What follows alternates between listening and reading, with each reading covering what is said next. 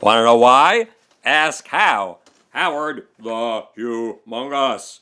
Last week, Bernie Sanders lost me.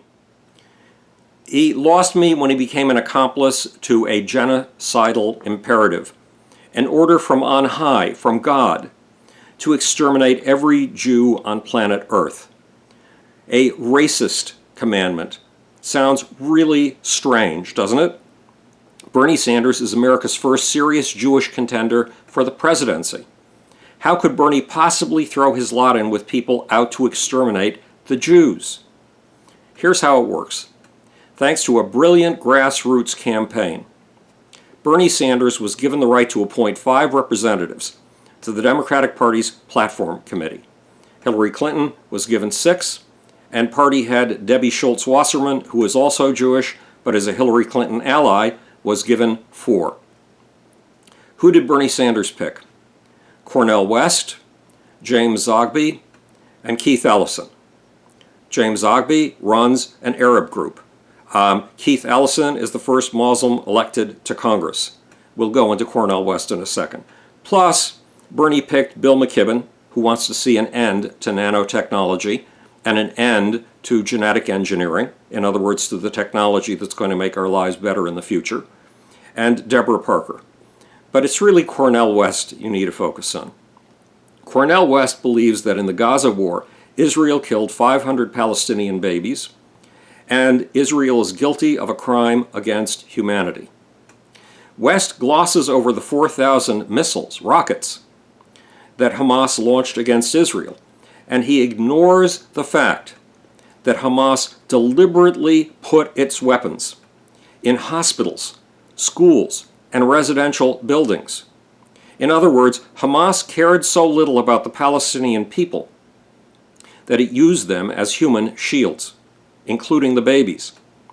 Worse, Hamas wanted the slaughter of innocents. It wanted the slaughter of women and children. Why? To win a propaganda war.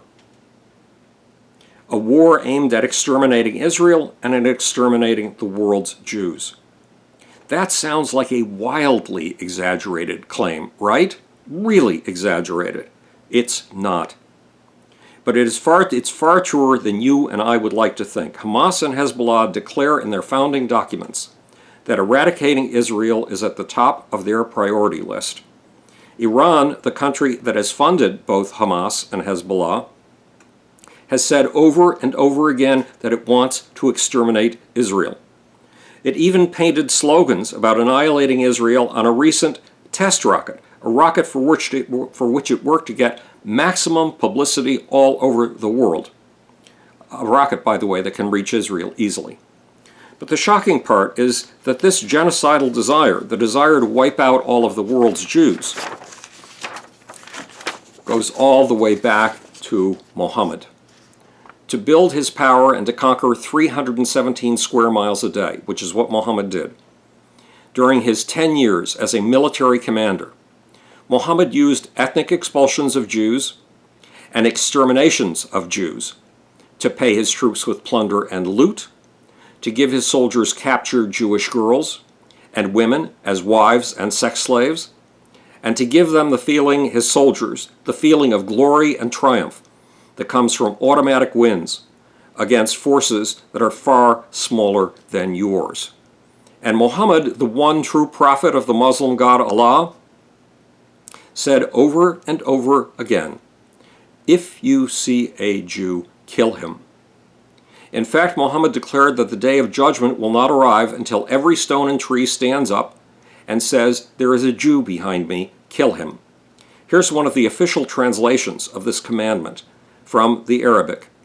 "The hour, the day of judgment, will not take place until the Muslims fight the Jews, and the Muslims kill them, and the tree will say, 'O Muslim, servant of God, there is a Jew behind me, kill him.'" This is one of the most popular quotes from the Hadith, the holy books of Islam. Then there's the statement in the Quran that God is so disgusted with the Jews for rejecting Muhammad's religion that he turns them into pigs and monkeys. And there's an annihilation of Jews that religious leaders like modern Iran's founding father, the Ayatollah Khomeini, cite over and over again as a guide to future behavior. Muhammad besieged a town of Jews for 25 days. The town was the town of the Banu Qurayza. When the Banu Qurayza surrendered, Muhammad had every male old enough to have pubic hair dragged to the marketplace of Medina and watched as his head was sawed off. Muhammad had every male over the age of 12 murdered. People like Iran's founding Ayatollah take that massacre to be a guide to future behavior.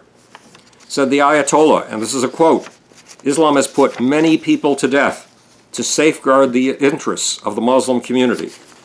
Islam has annihilated or obliterated many tribes because they were sources of corruption and harmful to the welfare of Muslims." One more thing. When Israel was founded in 1948, 5 Arab nations converged to exterminate the Jewish state. The Arab nations thought they would do away with such a small nation overnight. According to one version of the story, radio broadcasters from the 5 Arab lands told the Arabs living within Israel to leave the country immediately. Then, said the radio broadcasters, the Arab armies would swoop in, drive the Jews into the sea, and the Arabs could come back and take all the loot left behind. Remember, loot was important to Muhammad. He wrote an entire chapter of the Quran about it. When the Arab nations' plan failed and Israel fought off its attackers, Gamal Abdel Nasser, the founder of modern Egypt, proposed another strategy, cutting Israel off like a tumor, then watching it blacken, shrivel, and die. That's what the movement to boycott Israel these days on college campuses all over the world is all about. The movement Cornell West supports with enthusiasm. The boycott movement is not about human rights. It is about inhuman rights. The right to exterminate, to obliterate a tribe, the right encouraged by Muhammad himself, and that is genocide. That is a crime against humanity in the making. People like Bernie Sanders and Cornell West would never knowingly support genocide. Neither of them would.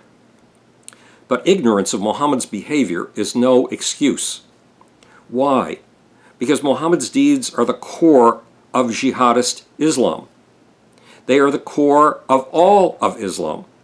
They are the core of one of the 2 biggest religions in the world. Ignorance of a religion that has 57 nations and 1.6 billion people in its grip is no excuse. In fact, it amounts to complicity in crimes against humanity, including complicity in Hamas using 500 Palestinian babies as shields for its weapons. This is Howard the Humongous, speaking to you from the future. It's your job and my job to make. Or, want to know why? Ask how.